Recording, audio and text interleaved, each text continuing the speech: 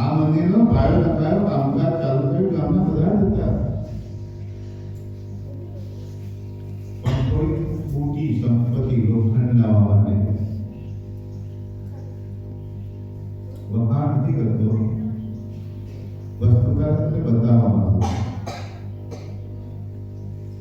બધા લોકો હતા, છતાંય પણ બધાને ખબર છે કે આટલા માટે વસ્તુ અટકી છે, આટલા માટે વસ્તુ અટકી. ત્યારે બેનના ઘરમાં કઈ નતું એમ તો કોઈ ચાલે. વિમળાબેન લોખંડના પૈસા તૂટ્યા છે, માફું બધા હતા ભાઈઓ, એકની તાકાત ના પછી જાતે જ્ઞાન, પણ એને સમર્પિત થવું છે ને એની વસ્તુતા છે. આપ્યું આપ્યું શિખર સુધીનું વાત, લાખ 2 લાખમાં નહીં,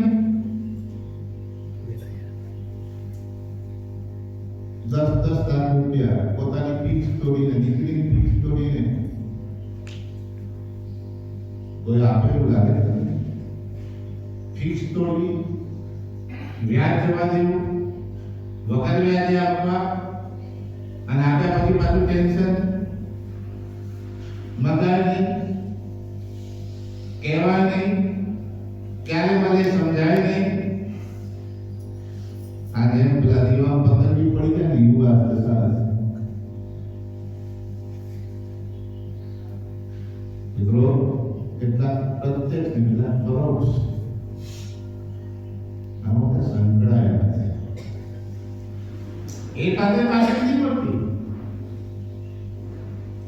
પણ આ સમર્પિતની ભાવના આ બેઠા છે, આ સમર્પિત થઈને બેઠા છે. ઘર બાર છોડી બધું છોડીને બેઠા છે. કેમ? સેવા કરે, સમરણ કરે, આવે એનું સ્વાગત કરે. શરીર સુખ હોય કે ના હોય,